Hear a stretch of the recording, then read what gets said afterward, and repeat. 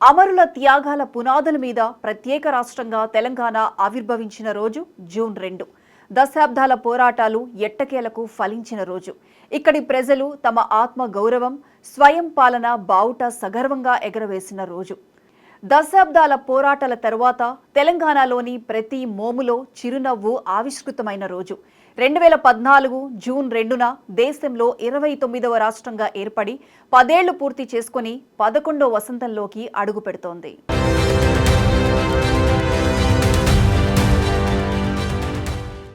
కొట్లాడి తెచ్చుకున్న తెలంగాణలో ఉద్యోగాల భర్తీ కోసం ఆశగా ఎదురుచూసిన నిరుద్యోగులు 11 ఏళ్లైనా ఏటేటా అసంతృప్తి పెరుగుతోందే తప్ప తగ్గడం లేదు.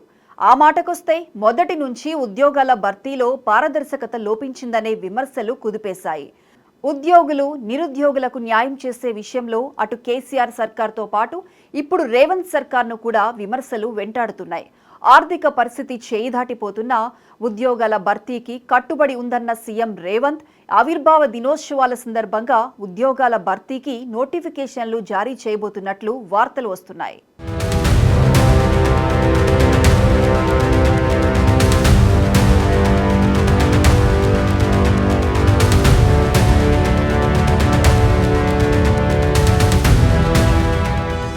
ఇంటికో ఉద్యోగం నినాదంతో అధికారం చేపట్టిన కేసీఆర్ ప్రభుత్వం 9 ఏళ్లలో దాదాపు 2 లక్షల ఉద్యోగాలు భర్తీ చేసింది. ఇవే కాకుండా పెట్టుబడులను ఆకర్షించి ప్రైవేటు రంగంలో పెట్టుబడుల ద్వారా దాదాపు 20 లక్షల మందికి ఉపాధి అవకాశాలు కల్పించినట్లు ముఖ్యమంత్రి కేసీఆర్ స్వయంగా వెల్లడించారు. ఇవేవీ పట్టని విద్వేష మూకలు నిరుద్యోగం అంటూ యువతను రెచ్చగొట్టి తమ రాజకీయ పబ్బం గడుపుకుంటున్నాయని కేసీఆర్ ఆందోళన వ్యక్తం చేశారు. నిరుద్యోగులను, ఉద్యోగులను సంతృప్తి పరచడంలో విఫలమైన కేసీఆర్ సర్కార్ చివరకు ఎన్నికల్లో మూల్యం చెల్లించుకోవాల్సి వచ్చింది.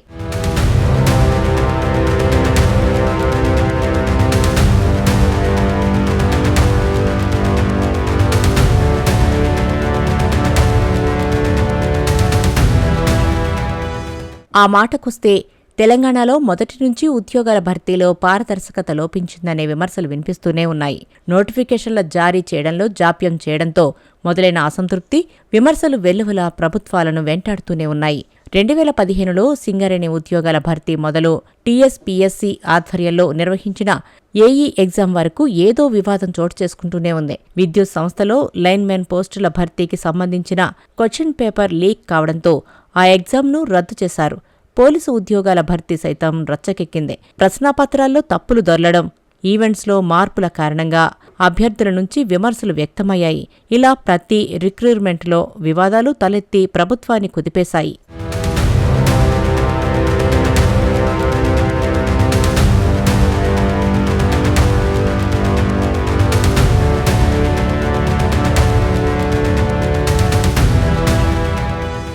ముందుగా 2015లో సింగరేణిలో 450 జూనియర్ అసిస్టెంట్ గ్రేడ్ 2 ఉద్యోగాల నియామకాలకు శ్రీకారం చుట్టారు. అయితే పరీక్షల్లో పెద్ద ఎత్తున గందరగోళం జరిగిందని ఆరోపణలు వచ్చాయి. పైరవీలు ఉన్న వారికే పోస్టులు దక్కాయని దుమారం రేగింది. బీఆర్ఎస్ లోకల్ లీడర్లు, సింగరేణి పెద్ద ఆఫీసర్లు కుమ్మక్కై ఒక్కో పోస్టును 10 లక్షలకు అమ్ముకున్నారనే ఆరోపణలు పెద్ద ఎత్తున వచ్చాయి. అటు తర్వాత జూనియర్ అసిస్టెంట్ గ్రేడ్ 2 ఉద్యోగాల భర్తీ కోసం నిర్వహించిన పరీక్ష సైతం వివాదాస్పదమైంది. పరీక్ష జరిగిన రోజే క్వశ్చన్ పేపర్ను లీక్ చేసి గోవాలో ఎగ్జామ్ రాయించినట్టు వార్తలు వచ్చాయి. ప్రైమరీ కీలో తప్పులు దొల్లాయని దాదాపు 3000 అభ్యంతరాలు వచ్చినా సింగరేణి సంస్థ పట్టించుకోలేదు. పరీక్షకు అర్హత సాధించిన అభ్యర్థుల వివరాలను ఆన్లైన్ తప్పుల తడకగా పెట్టారు. దీనిపై అప్పట్లో విమర్శలు వచ్చినా ప్రభుత్వం పట్టించుకోకుండా మౌనవ్రతం పాటించింది.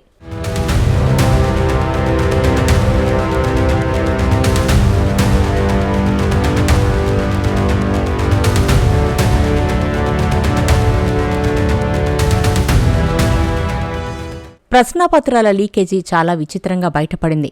సదరన్ విద్యుత్ సంస్థలో జూనియర్ లైన్మెన్ల ఎంపిక కోసం పరీక్షలు నిర్వహించిన సమయంలో ఓ అభ్యర్థి సెల్ ఫోన్తో ఎగ్జామ్ సెంటర్లోకి వచ్చాడు. దీన్ని గమనించిన పరీక్షా కేంద్రం నిర్వాహకులు పోలీసులకు ఫిర్యాదు చేస్తే అసలు విషయం బయటపడింది. విచారణ చేస్తున్న సమయంలో మరో అభ్యర్థి అంబర్పేట పోలీసులను ఆశ్రయించాడు. పరీక్షా సెంటర్ లోపలికి వెళ్లే ముందు ఫోన్ చేసి జవాబు చెప్తామని డబ్బులు తీసుకుని తనను మోసం చేశారని ఫిర్యాదు చేశాడు.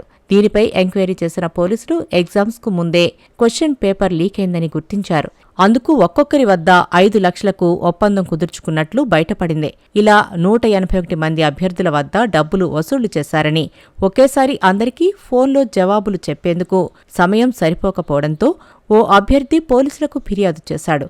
దీంతో అసలు విషయం బయటకు వచ్చింది. ఇక దీంతో అధికారులు ఆ పరీక్షను రద్దు చేశారు.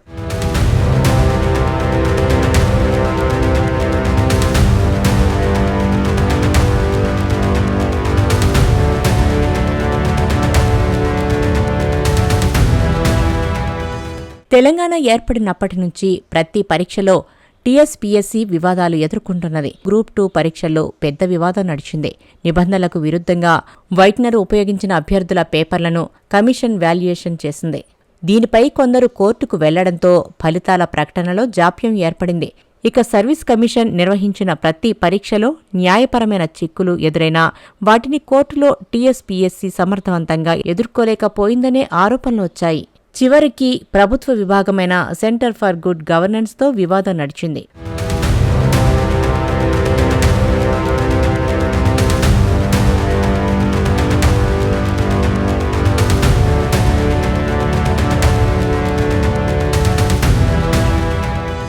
మార్చి 5న నిర్వహించిన ఏఈ పరీక్షకు సంబంధించిన ప్రశ్నాపత్రం లీక్ అయిందని ఫిర్యాదు రావడంతో ఎంక్వైరీ చేయగా సెక్రటరీ పేషీ నుంచే పేపర్ లీక్ అయినట్లు గుర్తించారు.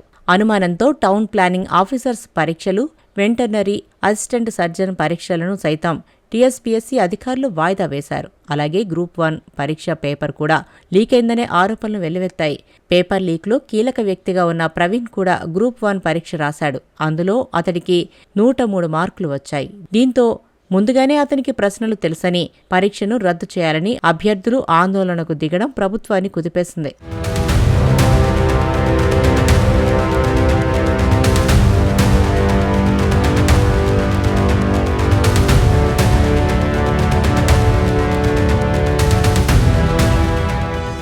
ఉద్యోగాల భర్తీ వివాదాలు ప్రభుత్వం మెడకు చుట్టుకోవడంతో అప్పటి ముఖ్యమంత్రి కేసీఆర్ అసెంబ్లీ వేదికగా స్పందించారు.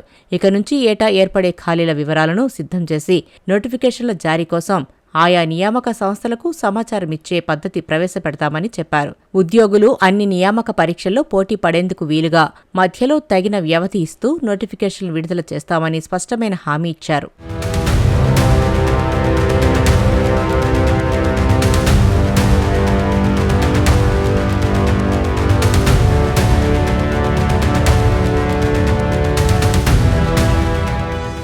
పదకొండేళ్ల తెలంగాణ భౌగోళికంగా, రాజకీయంగా, అభివృద్ధి పరంగా అద్భుతమైన మార్పులను చవిచూసింది.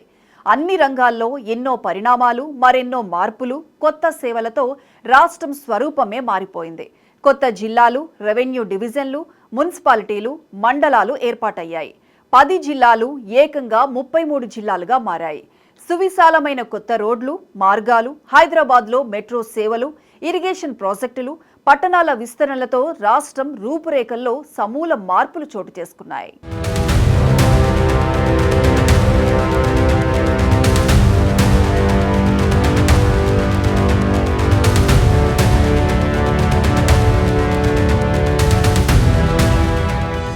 పదకొండేళ్ల తెలంగాణ చరిత్రలో పరిణామాలను ముందుగా రాజధాని నుంచే ప్రారంభిద్దాం. ఐటీ రంగంలో హైదరాబాద్ శరవేగంగా పురోగతి సాధించింది. Hitech city zone, financial district వంటి కొత్త జోన్లు వచ్చాయి. ఐటీ హబ్గా ఖ్యాతి పొందిన హైదరాబాద్ విశ్వనగరంగా రూపుదిద్దుకుంటోంది.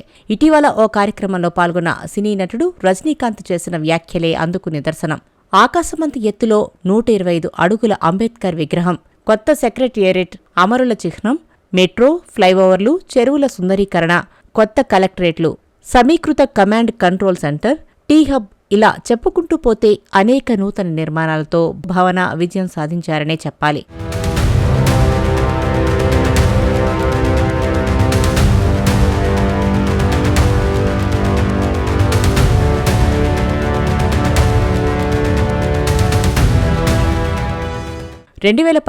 నవంబర్ 29న ప్రారంభమైన మెట్రో సేవలను ప్రతిరోజు 5 నుంచి 6 లక్షల మంది ఉపయోగించుకుంటున్నారు.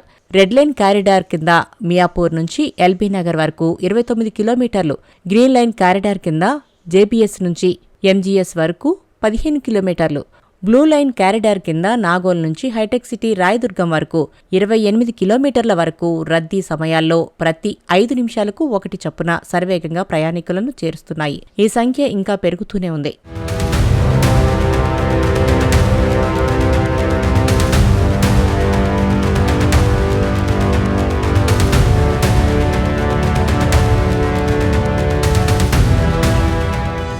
హైదరాబాద్ మహానగరం నలుదిక్కులా విస్తరించడంతో అనేక ప్రాంతాలకు మెట్రో సేవలు విస్తరించాలనే డిమాండ్ పెరిగింది. ముఖ్యమంత్రి రేవంత్ రెడ్డి ప్రభుత్వం 2వ దశ విస్తరణ పనులను ప్రతిష్టాత్మకంగా చేపట్టింది. నాగోల్ నుంచి శంషాబాద్ ఎయిర్పోర్టు వరకు, రాయదుర్గం నుంచి కొంపల్లి వరకు, అలాగే ఎంజీబీఎస్ నుంచి పాత బస్తీ మీదుగా చాంద్రాయనగుట్ట వరకు, మియాపూర్ నుంచి పటాన్చెరు, ఎల్బీ నగర్ నుంచి హయత్ నగర్ వరకు, అలాగే శంషాబాద్ ఎయిర్పోర్టు నుంచి ఫ్యూచర్ సిటీ వరకు మరో 40 కిలోమీటర్లు విస్తరించాలనే పనులకు ప్రభుత్వం శ్రీకారం చుట్టింది.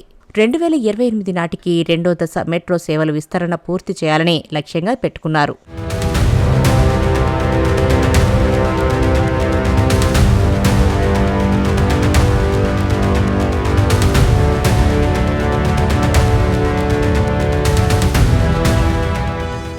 హైదరాబాద్ నగర విస్తరణపై దృష్టి సారించిన తెలంగాణ ప్రభుత్వం ఫోర్త్ సిటీ పేరుతో ఫ్యూచర్ సిటీ నిర్మాణానికి సిద్ధమైంది.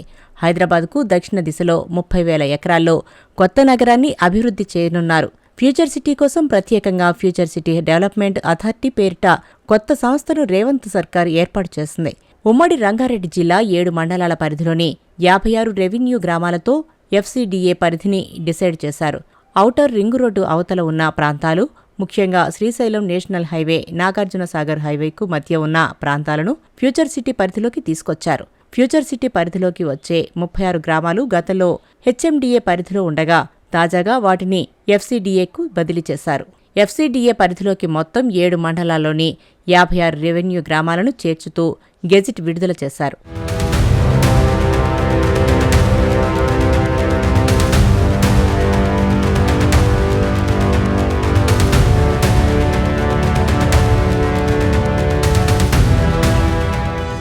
మరోవైపు గ్రామాల్లోని ప్రజలు పట్టణాలకు వలస రావాల్సిన అవసరం లేకుండా ఎక్కడికక్కడ అడ్డుకోవడంపై దృష్టి సారించింది. పంటల సాగు సజావుగా జరిగేందుకు మిషన్ కాకతీయ చెరువులకు ప్రాణం పోసింది. వేలాది చెరువులో పూడికత్తీసి మరమ్మతులు చేయడం, భారీ ప్రాజెక్టుల నిర్మాణంతో భూగర్భ జలాలు పెరిగాయి. వ్యవసాయం జూదంగా, దైవాధీనంగా మారిన పరిస్థితి నుంచి రైతుల లాభాల కళ్ల చూసే పరిస్థితి వచ్చింది. ముఖ్యంగా నిరుపేద రైతులకు రైతు బంధు పథకం పేరుతో ఏడాదిలో 2 సార్లు పెట్టుబడి సాయం కొండంత అండగా మారింది. ముఖ్యంగా రుణమాఫీ పథకం రైతులను అప్పుల భారం నుంచి బయటపడేసింది. అలాగే రసాయన ఎరువుల వాడకాన్ని తగ్గించి భూమి సారాన్ని పెంచి ఆరోగ్యకరమైన పంటలు పండించే దిశలో రైతులు ప్రకృతి వ్యవసాయం సాగు దిశగా ప్రోత్సహిస్తుండటంతో అనేక మంది రైతులు మంచి ఆదాయం కళ్లచూస్తున్నారు.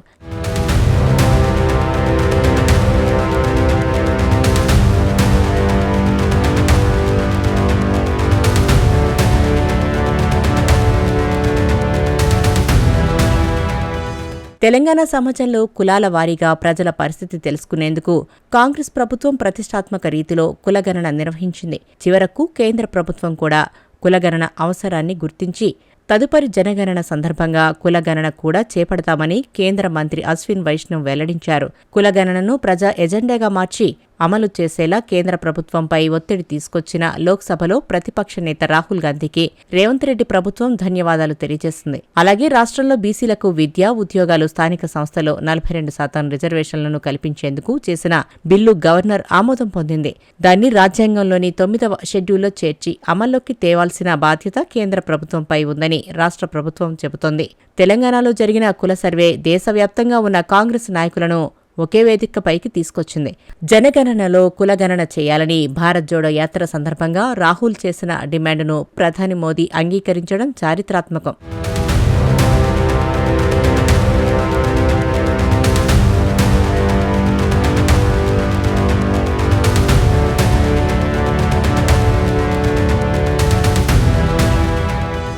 కీలకమైన రాజకీయ పరిణామాల విషయానికొస్తే కలల తెలంగాణ సాకారమయ్యాక కేసీఆర్ సారథ్యంలో కొత్త శకం మొదలైంది. 9.5 ఏకఛత్రాధిపత్యంలో ప్రధాన ప్రతిపక్షాలన్నింటినీ చితికిపోయేలా చేశారు. వైఎస్ కుమార్తె షర్మిల తెలంగాణలో పార్టీ పెట్టి రాష్ట్ర వ్యాప్తంగా పాదయాత్ర చేశారు. చివరకు పార్టీ ఎత్తేసి కాంగ్రెస్ పార్టీలో చేరిపోయి ఏపీ ఇన్ఛార్జి బాధ్యతలు చేపట్టారు. మరోవైపు బీజేపీ బలపడింది. అధికారం చేజిక్కించుకుంటామన్నంతగా హడావుడి చేసింది. దేశంలో అతి ఖరీదైన ఉప ఎన్నికలుగా పేరొందిన హుజూరాబాద్, మునుగోడు ఎన్నికల్లో కాంగ్రెస్, బీజేపీ హోరాహోరీగా తలపడిన తీరు దేశమంతా చూశాయి. ఖరీదైన ఈ 2 ఉప ఎన్నికల్లో బీజేపీ, బీఆర్ఎస్ చెరొక్క సీటు దక్కించుకోగా కాంగ్రెస్ 3వ స్థానానికే పరిమితమయ్యింది. మూడోసారి తెలంగాణ అసెంబ్లీకి జరిగిన ఎన్నికల్లో కాంగ్రెస్ పార్టీ అనూహ్యంగా పుంజుకుంది. తన ప్రభుత్వంపై వ్యతిరేకతను పసిగట్టిన కేసీఆర్ ఎన్నికలకు ఏడాదిన్నర ముందు నుంచే అనూహ్య మార్పులకు శ్రీకారం చుట్టారు. టీఆర్ఎస్ పార్టీని బీఆర్ఎస్గా పేరు మార్చి జాతీయ పార్టీ చేశారు. దేశవ్యాప్తంగా పార్టీని విస్తరిస్తున్నట్లు హడావుడి చేశారు. మహారాష్ట్రలో పలుమార్లు భారీ సభలు పెట్టారు. ఇరుగు పొరుగున ఉన్న అన్ని రాష్ట్రాలకు కొత్త కమిటీలు వేశారు. ఇలా ఎన్ని మార్పులు చేసినా ఎన్నికలు సమీపించేలోపు కాంగ్రెస్ పార్టీ అనూహ్యంగా పుంజుకుని అధికారం చేజిక్కించుకుంది. తెలంగాణ రాష్ట్ర అవతరణతో ఆనందోత్సాహాలు వెల్లివిరిశాయి. ఆశావాదం వెల్లువెత్తింది. ప్రజలు కొత్త రాష్ట్ర నిర్మాణం గురించి ఎన్నో కలలు కన్నారు. ఈ సందడి వాతావరణాన్ని తనకు అనుకూలంగా మలుచుకుంది టీఆర్ఎస్. మేధావులు, జర్నలిస్టులు, కళాకారులు, యువనేతలకు పదవులు, బాధ్యతలు కట్టబెట్టి అనుకూలంగా మార్చుకుంది. ఈ క్రమంలో అన్ని వర్గాలను ఆకట్టుకునేలా దిగువ వర్గాల వారికి పదవులు ఇచ్చి, ఉపకారాలు చేసి, వాళ్ల ప్రయోజనాలకు స్థానం కల్పించి, వాళ్లను అనుకూలంగా మార్చుకునే వ్యూహం అమలు చేయడంలో విజయవంతమైంది. తనకు ఎదురులేని ఆధిపత్యాన్ని చాటుకున్న కేసీఆర్ తెలంగాణ రాష్ట్రం తొలి ముఖ్యమంత్రిగా బాధ్యతలు చేపట్టి 9.5 దాదాపు ఏకఛత్రాధిపత్యం చెలాయించారు.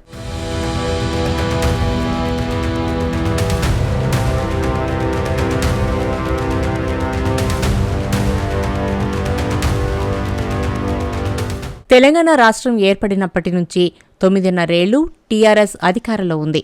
కాబట్టి ఉద్యమ సమయంలో ఇచ్చిన వాగ్దానాలు, అధికారంలోకి వచ్చాక వాటిని చెల్లించిన పనితీరు ఆధారంగా మొదటి 9.5 టీఆర్ఎస్ పాలనను సమీక్షించాలి. తెలంగాణ ప్రధానంగా వ్యవసాయాధారిత సమాజం. ఎక్కువ వర్షాధారిత భూములు కావడం వలన తెలంగాణ ఉద్యమంలో ప్రస్తావించిన అంశాలలో నీటిపారుదలకు కేసీఆర్ అధిక ప్రాధాన్యమిచ్చారు. సమాజ ఆకాంక్షలకు అనుగుణంగా ప్రస్థానం కొనసాగించారు. అన్ని రంగాల్లోనూ విప్లవాత్మక మార్పులు తీసుకొచ్చేలా అమలు చేసిన వ్యూహాత్మక ప్రణాళికలు సత్ఫలితాలను ఇచ్చాయి. మరికొన్ని ఫలితాలిచ్చే దశలో ఉన్నాయి.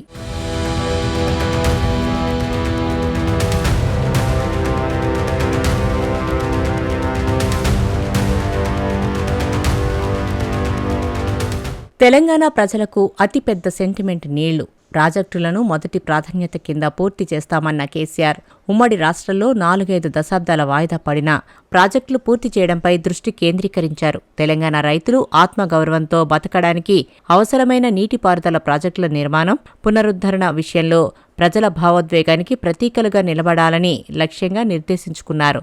గత 40-50 ఏళ్లుగా రావాల్సిన నీళ్లు రాకపోగా పూర్తి కావాల్సిన ప్రాజెక్టులు పూర్తి కాని కారణంగా తెలంగాణకు జరిగిన అన్యాయాన్ని సరిదిద్ది వాయిదా పడుతున్న ప్రాజెక్టులను పూర్తి చేయాలన్న లక్ష్యంతో పనిచేశారు. నీళ్లు ఎంత అవసరమో, అందుకు ఎంతగా పరితపించామో, ఏ నీటి కోసమైతే పోరాటం మొదలైందో ఆ నీళ్లే తెలంగాణ రాష్ట్రాన్ని సాధించి పెట్టాయి. అందుకే నీటిపారుదల శాఖకు ప్రభుత్వం అంత ప్రాధాన్యత ఇస్తోందని కేసీఆర్ అనేక వేదికలపై నొక్కి చెప్పారు.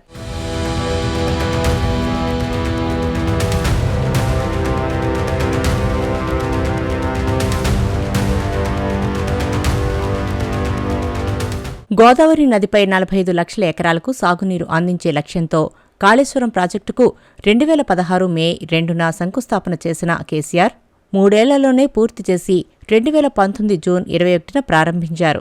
ఇది ప్రపంచంలోనే అతిపెద్ద సాగునీటి ఎత్తిపోతల ప్రాజెక్టుగా గుర్తింపు పొందింది. 2019లో మొదటి విడత ప్రారంభమైన ప్రాజెక్టులో కొన్ని సంపులు సాంకేతిక కారణాలతో మూసివేయాల్సి వచ్చింది. తెలంగాణలో 2వ విడత అసెంబ్లీ ఎన్నికలకు ముందు కాళేశ్వరం ప్రాజెక్టులోని మేడిగడ్డ బ్యారేజీ కుంగిపోవడం పెద్ద దుమారం రేపింది. అధికారంలోకి వచ్చిన కాంగ్రెస్ ప్రభుత్వం కాళేశ్వరంపై విచారణకు కమిషన్ ఏర్పాటు చేసింది. ప్రాజెక్టుల రీఎంజినీరింగ్, రీడిజైన్తో తెలంగాణ సాగునీటి రంగంలో నవశకం ప్రారంభమైంది. అప్పటి వరకు గోదావరి నుంచి 30 టీఎంసీలను కూడా పూర్తి స్థాయిలో వాడుకోలేని దుస్థితి ఉండగా ఇప్పుడు గరిష్టంగా 400 టీఎంసీలకు పైగా వినియోగించుకునే స్థాయికి తెలంగాణ ఎదిగింది.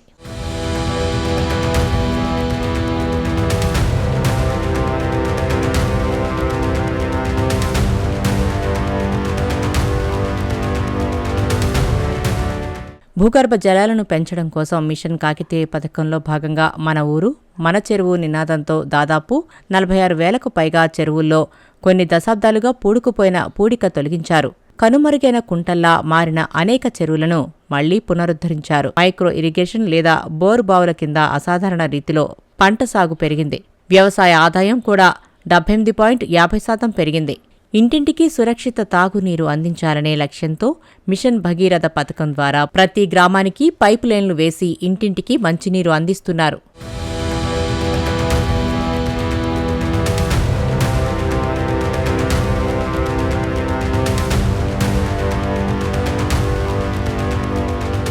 తెలంగాణ ఏర్పడిన తర్వాత విద్యుత్ సంక్షోభం నుంచి గట్టెక్కడానికి ముందుగా సంస్థాగత సామర్థ్యాన్ని పెంచారు. సరఫరాలో, పంపిణీలో జరిగే నష్టాలను బాగా తగ్గించుకోగలిగారు. విద్యుత్ వ్యవస్థలు కుప్పకూలిపోతాయన్న జోస్యాలు నిజం కాదని 10 ఏళ్లలోనే నిరూపించింది. ఆరోపణలు, విమర్శలను పక్కన పెడితే 10 ఏళ్ల కిందట ఉన్న పరిస్థితికి ఇప్పటికీ చాలా తేడా కనిపిస్తుంది. అప్పుడప్పుడు ట్రిప్పింగ్, ట్రాన్స్మిషన్తో చిన్నపాటి అంతరాయాలు మినహా పెద్దగా కరెంటు సమస్య లేదు. ఇంకా స్పష్టంగా చెప్పాలంటే 2014లో విద్యుత్ ఉత్పత్తి 7,778 మెగావాట్లు ఉండగా 2022 నాటికి 17,228 మెగావాట్లకు పెరిగింది. సోలార్ పవర్ 74 వాట్ల నుంచి 4,512 మెగావాట్లకు పెరిగింది. రాష్ట్రంలో విద్యుత్ వినియోగం విపరీతంగా పెరిగింది. అయినా ఎటువంటి లోటు లేకుండా 204.566 మిలియన్ యూనిట్లు గరిష్ట డిమాండ్ను తీరుస్తోంది.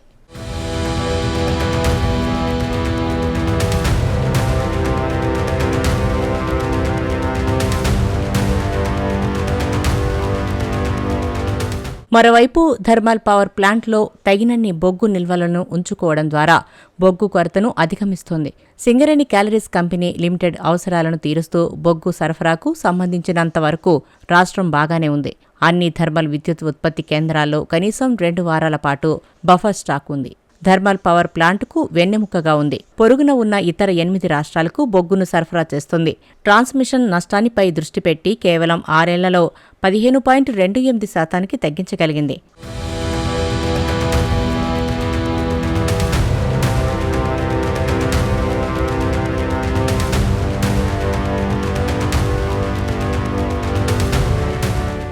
నీళ్లు, నిధులు, నియామకాల నినాదంతో మడమ తిప్పని పోరాటం చేసి ఎందరో అమరవీరుల త్యాగాలతో ఏర్పడిన తెలంగాణ రాష్ట్రంలో మొదటిదైన సాగునీటి పరిస్థితి ఈ 11 ఏళ్లలో ఎలా ఉందో చూశాం. ఇప్పుడు నినాదంలో రెండో అంశం నిధులు అంటే రాష్ట్ర ఆర్థిక పరిస్థితి. ఈ 11 ఏళ్లలో తెలంగాణ ఆర్థిక ప్రయాణం ఎలా సాగిందో ఇప్పుడు ఎలా ఉందో చూద్దాం.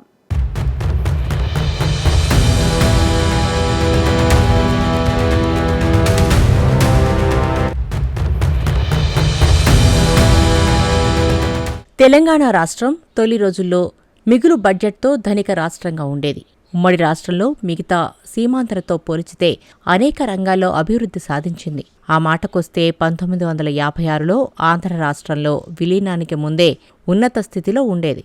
మెరుగైన రవాణా సౌకర్యాలు, సమాచార వ్యవస్థలు, ఆస్పత్రులు, విద్యాలయాలతో విలసిల్లుతూ ఉన్నత స్థితిలో ఉండేది. 2014లో విభజన తర్వాత ఆర్థికంగా బలమైన పునాదులతో ఏర్పడింది. 16,000 కోట్ల రూపాయల మిగులు బడ్జెట్తో దేశంలో 29వ రాష్ట్రంగా అవతరించింది. దేశంలోని ధనిక రాష్ట్రాల సరసన నిలిచింది తెలంగాణ. ఐటీ, ఫార్మా రంగాల్లో దూసుకెళ్తోంది. వ్యవసాయ రంగాల్లో సైతం అభివృద్ధి మార్గంలో పయనిస్తోంది.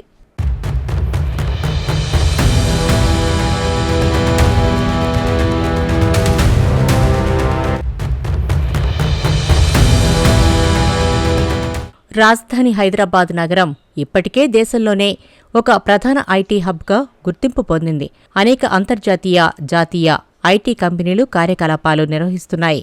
కొత్తగా ఏర్పాటైన కంపెనీలు తమ కార్యకలాపాలను మరింత విస్తరించడంతో ఆర్థిక రంగానికి మరింత ఊపునిచ్చింది. TS iPASS, Genome Valley, pharma city, T హబ్లు దేశమంతా ఇటువైపు చూసేలా చేశాయి. కీలకమైన అన్ని రంగాల్లో అభివృద్ధి సాధిస్తూ విస్తరించిన హైదరాబాద్ ఇప్పుడు దేశంలోని ప్రముఖ నగరాల జాబితాలో హైదరాబాద్ టాప్ 5 స్థానానికి ఎగబాకిందే. రోడ్లు, విద్యుత్, మౌలిక సదుపాయాలతో ఒక అంతర్జాతీయ ఐటీ కేంద్రంగా అభివృద్ధి సాధించింది.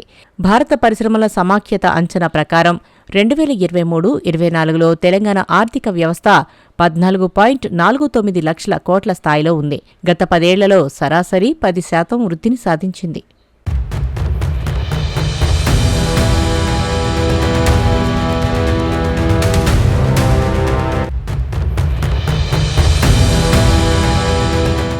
మిగులు బడ్జెట్తో ధనిక రాష్ట్రంగా అవతరించిన తెలంగాణకు సంక్షేమ పథకాలు గుదిబండగా మారాయి. 5 ఏళ్లలోనే అప్పుల రాష్ట్రంగా మారింది. 10 ఏళ్లలోనే కొండలా పేరుకుపోయిన అప్పులు ఆర్థిక వ్యవస్థను కుప్పకూలేలా చేశాయి. చివరకు ఇప్పుడు అప్పులు పుట్టని పరిస్థితి ఏర్పడిందని ముఖ్యమంత్రి రేవంత్ రెడ్డి బాహాటంగా చేసిన వ్యాఖ్యలు దుమారం రేపుతున్నాయి. ప్రతి నెలా కేవలం వడ్డీలకే కోట్లు ఖర్చు చేస్తున్నామని, కొత్తగా ఎక్కడా అప్పులు పుట్టడం లేదని రేవంత్ రెడ్డి వాపోయారు. ప్రతి నెల రాష్ట్రానికి 18,500 కోట్ల రూపాయల ఆదాయం వస్తుండగా అప్పులకు వడ్డీలకే నెలకు 6,500 కోట్లు ఖర్చవుతుందన్నారు. మిగిలిన 5,000 కోట్లతోనే సంక్షేమ పథకాలు అమలు చేస్తూ అభివృద్ధి పనులు చేపట్టాల్సిన పరిస్థితి ఉందన్నారు. తనను నిలువునా కోసిన ఈ రాష్ట్రానికి 18,500 కోట్ల కంటే ఎక్కువ ఆదాయం లేదని సీఎం రేవంత్ రెడ్డి తేల్చి చెప్పారు. ఖర్చులకు మాత్రం 22,500 కోట్లు అవసరమవుతోందని చెప్పారు. ఇప్పుడు ఏ పథకం ఆపాలో చెప్పాలని ముఖ్యమంత్రి ప్రశ్నించారు. విద్యుత్ సబ్సిడీని తీసుకువద్దామా లేక ఇంకేం చేద్దామని నిలదీశారు. ప్రస్తుత పరిస్థితిలో ధర్నాలు, దీక్షలు చేస్తే ఉన్న ప్రభుత్వ వ్యవస్థ కుప్పకూలిపోతుందని ఆందోళన వ్యక్తం చేశారు. ఆర్థికంగా మరింత దివాళా రాష్ట్రంగా మారిపోతామని ముఖ్యమంత్రి రేవంత్ రెడ్డి స్పష్టం చేశారు.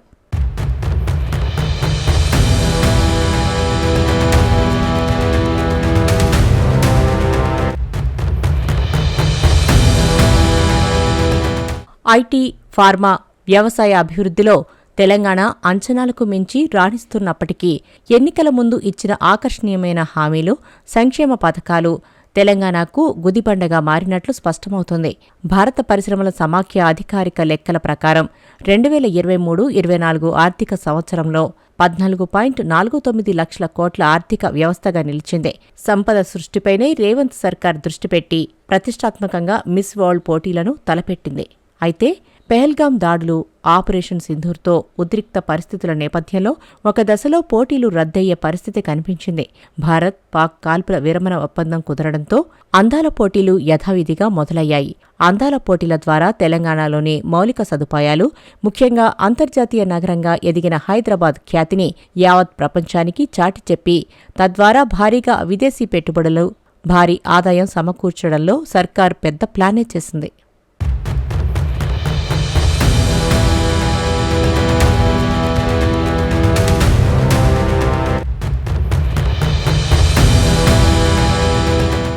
విదేశీ పెట్టుబడుల ఆకర్షణలో మొదట్నుంచి ముందున్న హైదరాబాద్కు అదనపు ఆకర్షణగా రేవంత్ సర్కార్ ఫ్యూచర్ 4th సిటీ ప్రతిపాదన తెరపైకి తెచ్చింది. ఫలితంగా రియల్ ఎస్టేట్ కూడా బాగా పెరిగింది. కోకాపేటలో అమెరికా అధ్యక్షుడు డొనాల్డ్ ట్రంప్కు చెందిన కంపెనీ 63 అంతస్తుల భారీ టవర్లకు దరఖాస్తు చేసుకున్నట్లు సమాచారం. అనేక ఆధునిక సదుపాయాలు, మౌలిక వసతులు ఉండడంతో కోకాపేటలో ఎకరం భూమి దాదాపు 80 నుంచి 100 కోట్లు పలికింది. ఇప్పుడు హైదరాబాద్ ప్రపంచంలోని ప్రముఖ నగరాలకు ధీటుగా ఎదుగుతూ రాష్ట్రంతో పాటు దేశ ఆర్థిక వ్యవస్థ పురోగతిలో కీలక పాత్ర పోషించే స్థాయికి ఎదిగింది. సంక్షేమ పథకాలు భారాన్ని తగ్గించుకోవడంతో పాటు వృధా ఖర్చులు, అనవసర ఖర్చులను తగ్గించుకుంటే తెలంగాణ అప్పుల ఊబిలో నుంచి బయటపడి మరింత ఎదిగే అవకాశముంది.